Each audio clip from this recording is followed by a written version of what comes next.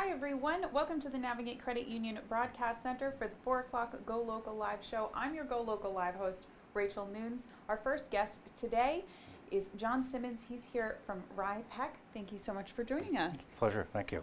So the news just came out just a few days ago that Bob Woodward will be speaking at your 75th meeting. Woodward's kind of a hot buzzword right now.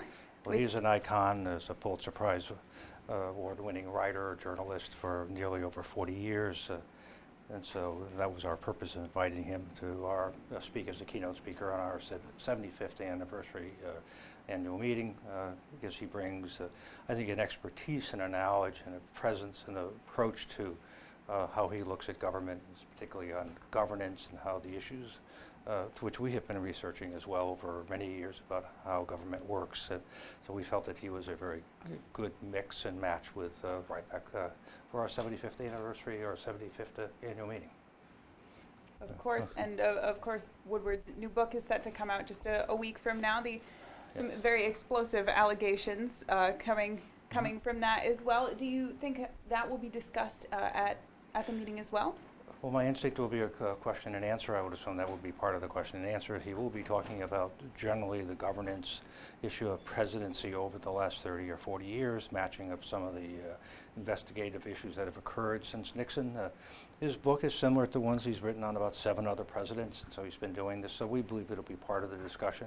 It's not the primary piece. Ours is more of his historical view of government over the last 30 or 40 years and how it's changed. How media is being treated currently will be part of the discussion as well. Of course, and Woodward's legacy and what he stands for really does align a lot with a lot of your main tenets as an organization. Yes, so we didn't want to be so presumptive of being similar to how he approaches it, but we generally approach it the same way. We try to do very documented research, and we come with a set of things as we understand it to be facts of what we've seen, and we present those regardless of how people may receive it. And we seem to similar in that way, and that's one of the reasons why we are inclined to invite him, because his documentation and his reputation for it is, I guess, there's no one else similar to him. Of course.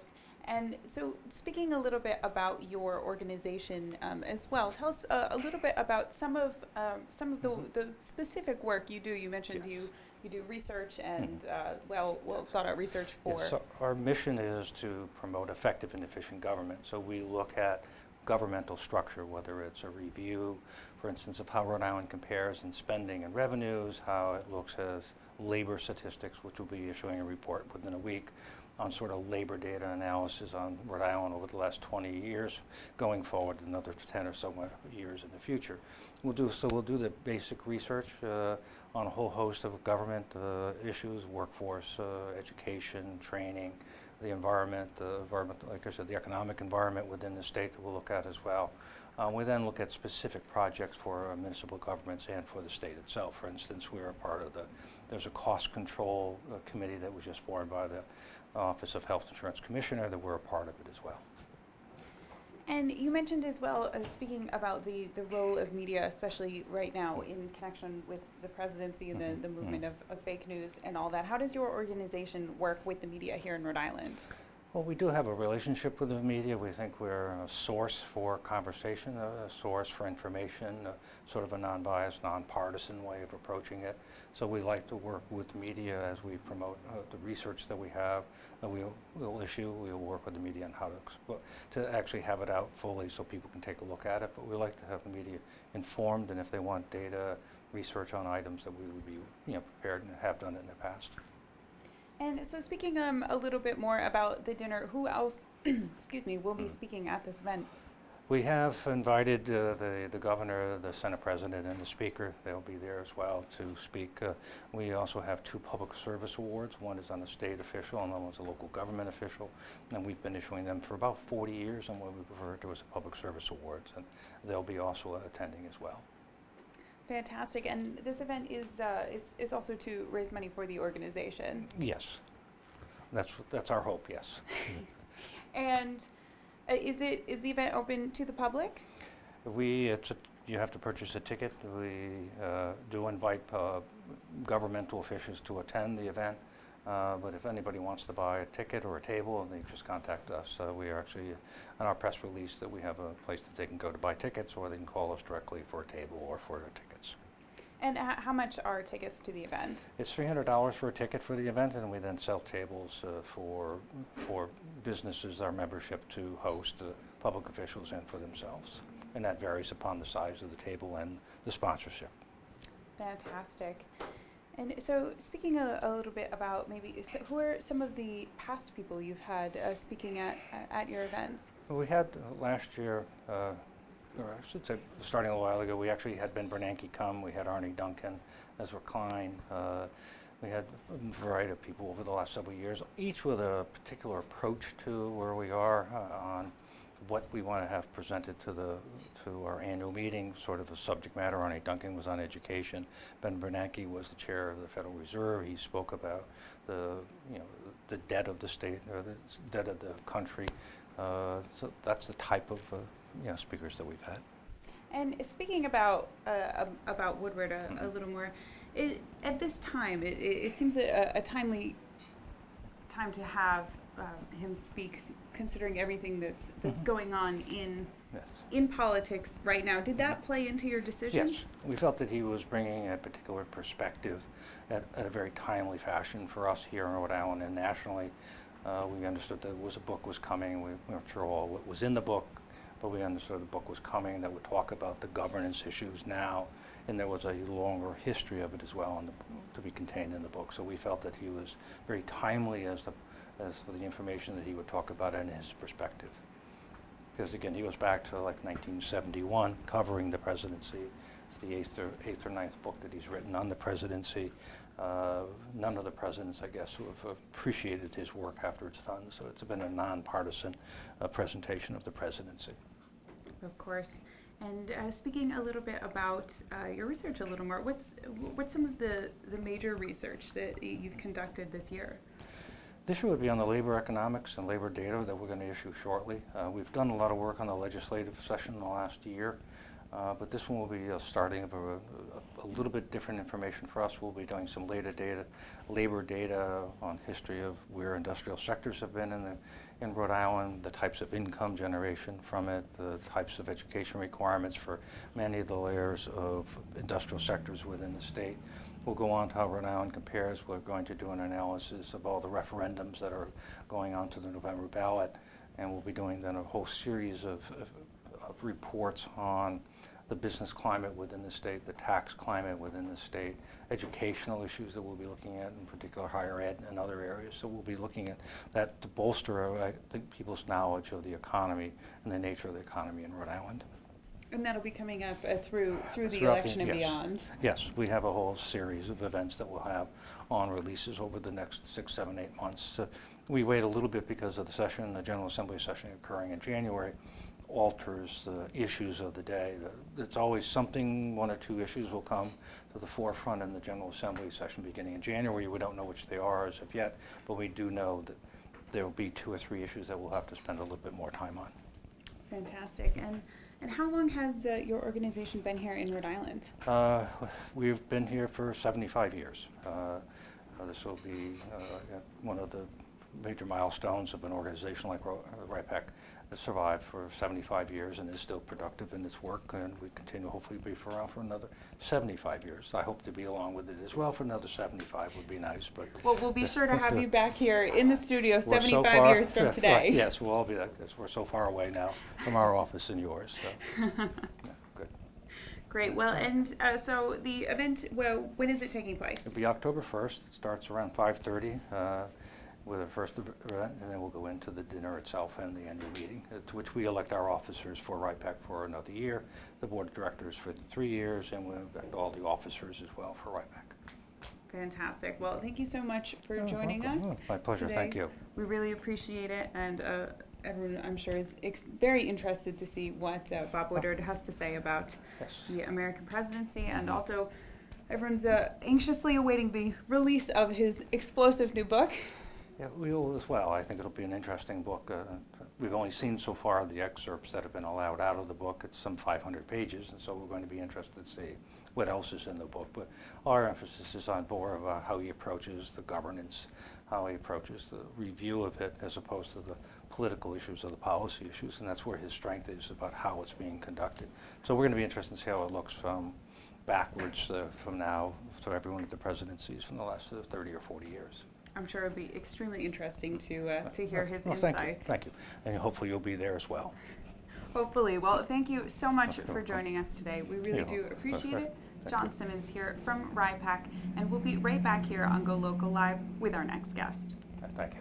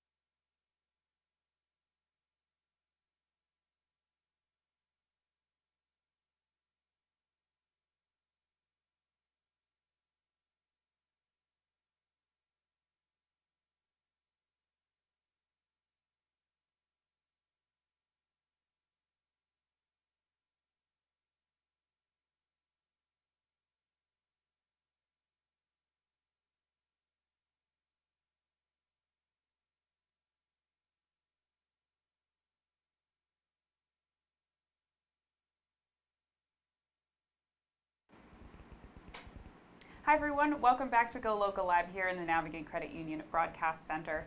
We're here now with Wayne Salisbury of Salisbury Farms. He's here to speak about their upcoming corn maze to benefit a very good organization. So thank you so much for joining us. You're very welcome. We greatly appreciate it. So talk to us a little bit about this event. It's to benefit the New England Hemophilia Association. Talk to us a little bit about it. We have done a number of these in the past where we benefit certain charities and groups. And this year we were approached by the Hemophilia Association to try to do something with them. And what we do, they help us and cooperate with us in designing a maze that emphasizes their needs and wants, and hopefully at the end of the year we'll have enough customers that we can share some financials with them. That's always the goal, of course. And so speaking a little bit about hemophilia, it's a blood clotting disorder, relatively rare. And tell us a little bit about the organization. You're asking the wrong guy. I know the executive director of the New England Association, and I think you will find if you do a little research, and I haven't done much, but it affects, these blood disorders affect a lot of people across the United States. I think his numbers were in the millions. And it's not only a bleeding disorder, but it's other things as well. And that's surprising. A lot of times disorders like this you think aren't all that prevalent, but you'd be surprised sometimes. Well, I've been surprised to find out how common they are. And hopefully we can provide some funds that'll help alleviate the problem. And so speaking a little bit about the corn maze, you said you like to tailor the design to the organization you're benefiting. So tell us a little bit about this year's corn maze. Well, I can show you a little bit. This is a picture of this year's corn maze, We can hold and that up I don't right know if here. that is able to be seen there. But we designed it about around their theme and their logo. And each year we've been doing mazes now for 21 years. And a few years back we did one for Boston Strong, donated some money to them. And last year we did something for the Rhode Island Cancer Society. And we cooperated with the Rhode Island Hospital to do that. And this year we're doing one with these guys, and once we have decided, you know, who we're going to help or what the design is going to be, my son Stephen basically designs it around a 5-acre field, and we go from there. And hopefully it represents a good thing for them, or does a good thing for them and a good thing for us. And so speaking a little bit about how you create the corn maze itself, you plant it in the pattern, is that correct? No. We plant the field, and it's approximately 5 acres in size. We plant it solid, and we plant in 2 directions, so that when we're done, you actually have a grid, if you can look at it that way. Now, many places that do these things today use GPS to cut it out and so forth. We still do it the old-fashioned way. And once they've decided upon a design, they overlay that design on the number of rows in the field. And if you were to be there, you would think they were probably nuts, but my son Stephen and my son Keith actually go in the field and place markers at different points in the field that tell them where they have to go in cutting it out. It takes them 2 or 3 days to cut it. Whereas if you're using GPS, you just get a machine and the other thing that's noteworthy, we have to cut it when it's fairly short, because if you let it get too tall, you don't know where you are. That was going to be my next question of how do you make sure you're in the right spot in the field? Well, once again, we've got a grid, we've got stakes that show you where we are, so many rows over, so many rows up, and it's all plotted out. But once it gets beyond a certain point, corn continues to grow, and once it gets to be about 5 feet tall, then you're in deep trouble and you can't see where you're going. And well, that's what makes a corn maze fun, but That's right. not so much for Not when so you're much trying when- to cut it out. And believe you me, in 21 years, we've made every mistake you can possibly make. You know, we had one year that the geese came in and ate the corn. We had another year where they waited just a little too long and they're on step ladders trying to figure out where the next spot was. We've had another year, we used to, when we were marking it out, the first thing we would do is go in with a lime machine like you would use in a baseball field or football field and lime the paths that we were going. Well, the boys got it done, all limed, ready to go, and that night it rained about 2.5 inches. Oh no! So the next day they went to go and cut it out, and guess what? Back to square one. No lines anywhere, so they had to start all over. But they become pretty expert at getting it done. And once we decided on a theme, we placed signs within the maze that not only let the people have fun, but provide a little bit of education. So these signs, they talk to you about the organization you're benefiting? They'll tell you a little bit about the organization. They tell you, you know, approximately how many people are affected with this type of disease. And they also tell you some of the things that they're going to try to do with the money that we raise. That's fantastic. So not only is it just a fundraiser, it's also helping to raise awareness about these different organizations as well. In fact, when I was approached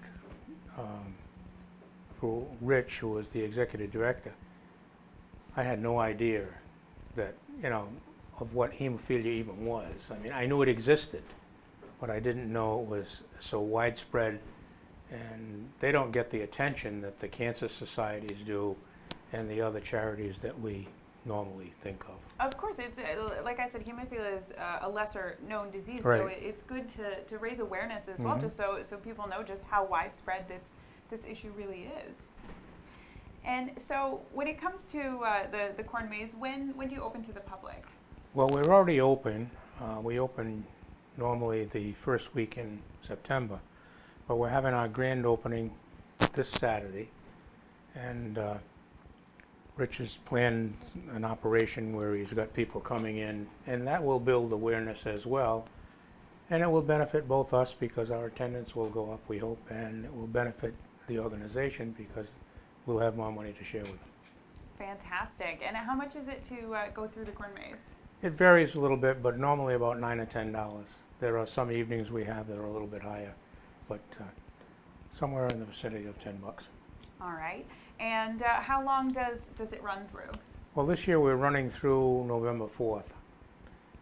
Basically, we usually stop at Halloween, but Halloween is in the middle of the week and there's a couple of days, and we figured we'd stay open and Might as do well that. finish it off. Might as well finish it off. So If it's anything like this month, it won't be cold just quite yet. oh, I hope not. I hope it cools off a little bit because the weather we've had these last few days aren't conducive to running through a field of corn. It's definitely a bit hot to be out in out in the It field. certainly is. It's hot to be outside, period. It is, absolutely. And when people come to your corn maze, do you provide with maps or no? I know some Yes. corn mazes will and some won't. Yeah, we do. We give them a guide. However, I will tell you, if you were to come and get lost in our corn maze, don't call me to get you out. You can call one of my kids or some of the help we have, and they've got it down pretty pat, but I'm awful at this. And even when I use the map, because there are no street signs. You know, you're walking around, and in fact, if you take a look here, this is a relatively good map of the maze, which emphasizes the Hemophilia Association. You start here, and they keep going and going, but there are no signs that tell you where to turn. Yeah, there's definitely a lot of twists and turns here. I know a lot of times you'll get just a general picture. I know last year I did one shaped like a tractor, and we weren't aware that we were stuck in one of the Right. wheels for quite some time. Yeah, we've over the years we've discovered that if it's a square design, similar to what we think of as mazes, it's a little bit easier. But when you go in circles, it really messes you up. Well, it's harder to see. Okay, I turned left here. I turned right there when you're just kind of And we wandering find along. little tricks that people use all the time because this is real corn. Some people will take an ear and they'll take the kernels off the corn and drop them along the way so they think they know where they're going to go. But we have people in the maze that go along and kick that out of the way, so it doesn't always work. No Hansel and Gretel paths No. throughout. Do No. you ever have people who get tired and just forge through, come out the side? Yeah, that has happened. For the most part, we avoid it because we provide emergency exits around the outside. I think this year there are about 6 of them. And if you've had enough, we would prefer, rather than forcing yourself through the corn, which destroys it for the next person that comes in, we'd prefer you try to find an exit that's an emergency exit and get yourself out that way. And every once in a while, not too often, but every once in a while we run into a situation where a person or a family will get lost and they give up the ghost and say, call us and come and get us because we're lost and can't get out. And it's funny that you even mentioned that because when we first started, cell phones weren't as prevalent as they are today. That's true. So we used to provide walkie-talkies for people. In case they got and lost? And they would call us on the walkie-talkie. But now we don't need to. We just stand by the phone, and if the emergency call comes in, we send somebody in to get them. That's pretty funny. I didn't think of that. What people would do before cell phones if you got stuck and there's nothing but corn all around you. So how long have you been doing these corn mazes? What got you into them? Well, we heard about a company that was in Pennsylvania that was doing one. And we also had some information that they were doing different things in France and England with mazes. And we started to do a little research. We contacted the people in Pennsylvania and got some basic information from them. And they had agreed at one point to come up and actually prepare our field for the maze. But when we found out how much it was going to cost, we decided we're going to do it ourselves. And I have an advantage over some places in that my son is an engineer, makes it a little easier to do all this planning. And the other one is a pilot, and he can take the pictures, the overhead pictures, what people like to see. So you guys were ready-made for court mazes. Right, I guess we were. And it's been fun. I mean, it's something that provides some revenue to keep the farm going, and it's entertaining for a lot of people, and a vast majority of the folks that come, they enjoy it. So It's always a lot of fun to go out with your family and friends, go get lost for an afternoon. as long as it isn't forever. As long as it isn't forever. When in Right. doubt, you can always call the number and get rescued. That's right. And at the end of the season, do you just mow it down and start Well, over? at the end of the season, it's what you call field corn. It's not sweet corn, but different farms will use it for feed. So we go in and chop it, or cut it down, as you say, and it makes silage, and it's trucked off and fed to the cows and other animals that can tolerate the corn. Fantastic. So it doesn't go to waste and No. helps local And farms as if well. there is any that's left over, because it's so densely packed, you know, we will sometimes run over stalks and stalks fall down, but even that serves to fertilize the ground. So it's like a mulch that you're placing on your garden. That's And true. so nothing is wasted. That's wonderful. And so you said this weekend's the grand kickoff. A grand kickoff, And and Rich Pizzulli will be down, and I don't know, he's a fantastic guy, and has arranged all kind of publicity to come to the farm that day and for the kickoff. fantastic. And what are the hours of the event? His event starts at 10 o'clock and probably will last a couple of hours. The main speaking part will be somewhere around 11. And he's also arranged for members of his group who are involved in the Hemophilia Association to be there to partake of the maze and to have a little food and entertainment. Sounds like it'll be a very fun event. And what's the address so people can find you? Oh, we're at in Johnston on Plainfield Pike. I think it's exit 6, and you go west from there, and we're 2.5 miles on the right. All On right. the corner of Peck Hill Road and Plainfield Pike. All right. Well, best of luck. Hopefully it's a nice big turnout this weekend. And we send a special invitation to you guys to come out and get lost. Thank you very much. And so if you're looking for something fun to do this weekend or maybe a little later in the month through October, come check it out and help benefit a great organization. Thank you so much to Wayne Salisbury from Salisbury Farms for coming in today to talk to us about the maze. It was a pleasure having you. Well, it was fun being here. Thank you. And we'll be right back with our last guest of the hour right here on GoLocal Live.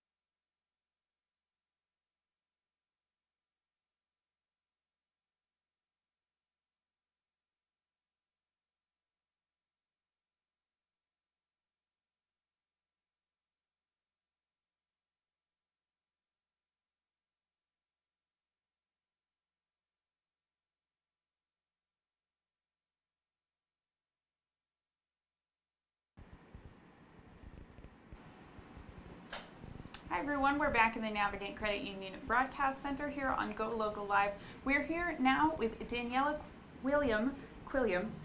She is the Director for the Center of Acute Infectious Disease and Epidemiology. Is that correct? Yes. All right, thank you so much for joining us. She's here to speak to us a little bit about the recent West Nile outbreak. So we did have a few outbreaks here in Rhode Island. What do we need to know as Rhode Island residents? So we have had we do mosquito surveillance throughout the state. We have had several positive West Nile tests in mosquitoes that were trapped during mosquito surveillance, but we have not had any cases of West Nile virus here in Rhode Island yet. There have been human cases of the illness in Massachusetts and Connecticut, but we don't have any human cases in Rhode Island as of this season. And so what's the danger to Rhode Island residents? Should people be worried? Should they take preventative measures?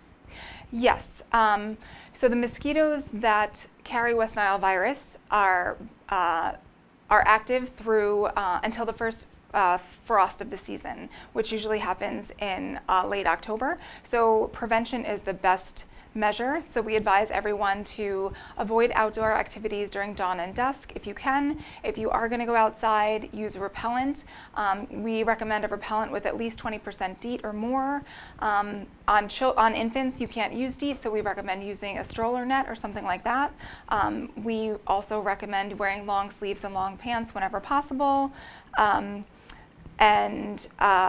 Removing breeding grounds from your yard. So any containers that have standing water, old tires, children's toys, small pools, get rid of any standing water in your yard so that the mosquitoes can't breed.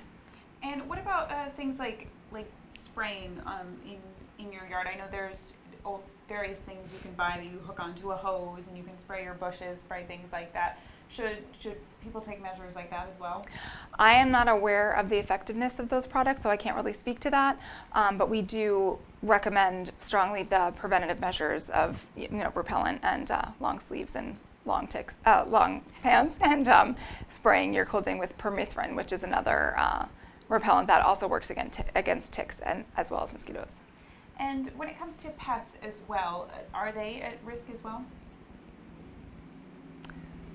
That is a good question. And unfortunately, I don't know the answer to that. That's perfectly all right. And so if someone does think that they might have been bitten by an infected mosquito, what are some of the warning signs to look out for? So most cases of West Nile virus are mild, and people present with flu-like symptoms without the respiratory component. So they get a headache, a fever, body aches, and sometimes a rash on their stomach, their back, and their chest. In more severe cases, in addition to the fever and headache, they also get a stiff neck, limb weakness, and some confusion and disorientation. And if you do believe you have some of these symptoms, is there someone you should contact? Should they contact the Department of Health? We advise if you have a fever, it's always a good idea to consult with your healthcare provider, and it's particularly important to talk to your healthcare provider if you have some of the other symptoms such as the disorientation and confusion and limb weakness. Your doctor, if you do have West Nile, your doctor should report to the Department of Health. And who is the most at risk? Generally, anyone who's outdoors is at risk of getting mosquito bites. Generally speaking, if you are elderly or young and you have, if you're immunocompromised, you're more likely to have a more severe disease than others. And speaking a little bit about some of the cases we've had in surrounding areas, has it been neighboring areas to Rhode Island? I don't know specifically. It has been, Rhode Island, Massachusetts, and Connecticut. I'm not sure exactly where, but it's been in various areas of those two states. And over the last couple of years, have we seen an increase, a decrease in cases in this area specifically? Is it stayed about the same? It's about the same. We usually get a handful of cases a year. Last year, I think we had 2 or 3. So we don't have a ton of cases, but the risk is always there. The mosquitoes that carry West Nile have been there in the past, and they are continuing to be here this season as well. So that we always recommend prevention because the risk is there, even though we don't have a large number of cases. And so you said it lasts up until the first frost of the year. And speaking a little bit, of course, now we're going into fall, but when it comes to in the spring, should people always be aware of these and take these preventative measures, even if we don't have specifically, if we haven't specifically been told there have been cases? Yes, it's always a good idea to take preventative measures. The measures that you use to prevent mosquito bites are also useful in preventing tick-borne diseases such as Lyme, which is prevalent in Rhode Island as well. So it is important to take the preventative measures regardless of whether or not there are cases in Rhode Island, because we know that the diseases are out there. And speaking of ticks, there was a lot of talk about that in the spring and early summer about there have been a lot of cases of tick-borne illnesses. Has it been a particularly bad summer for that here in Rhode Island? We have seen a lot of Lyme disease this summer, but we see a lot of Lyme disease every summer. So I can't say that there has been an increase, but we are definitely a high volume state when it comes to Lyme disease. So it's important to take precautions for that as well. And are there any other tick-borne illnesses we're seeing cases of here in Rhode Island? We also see cases of Babesia and Ehrlichia and Anaplasma. They are less prevalent than Lyme disease, but they are also out there. So again, it's important to protect yourself. Fantastic. And is there anything else people should know about West Nile or prevention or anything along those lines? We have a lot of information on our website. So if you'd like more information or if you have questions, you can go to health.ri.gov/mosquito, and there's some additional information as well as many resources, some educational materials and videos that you can share with the community and on social media. Fantastic. And so you said people should, just to reiterate, people should be aware of this, take these preventative measures until the first frost of the year. That is correct. Great. Well, thank you so much for coming in, sharing this very important information. We really appreciate it. And to everyone who's heading out this weekend and beyond, make sure you take those preventative measures just in case. And thanks so much. We'll be right back with just a wrap up here on GoLocal Live. Thank you very much for having me.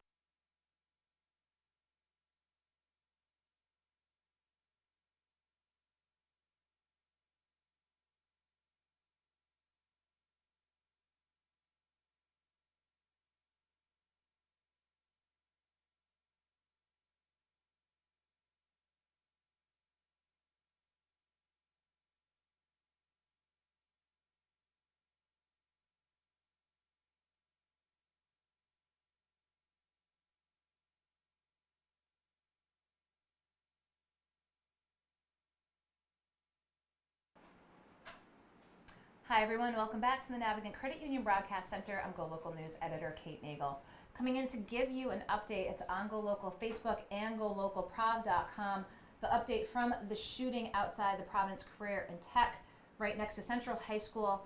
One student has died. The video of Providence Police Chief Hugh Clements is online. They have a person of interest in custody. They did not say suspect. They also talked of another shooting taking place that they are still gathering information about. Again, you can read more about it on GoLocalProv.com. This took place shortly after 2 p.m. this afternoon. They were there on the scene right away. GoLocal has photos and footage from the aftermath. Now, again, the investigation is ongoing, but they have confirmed they did not say the age or release any details, that it was a student, a minor, shot and killed in Providence today. We'll have more on this forthcoming as the Providence Police releases more information about this investigation. But again, you can read more, see the pictures from this afternoon and the video from the press conference with Providence Police Chief Hugh Clements. So we appreciate your tuning into GoLocal Prov. Again, we will have more for this on this moving forward on GoLocalProv.com and on Facebook. We appreciate your watching. We appreciate your feedback and tips. I'm GoLocal News Editor Kate Nagel.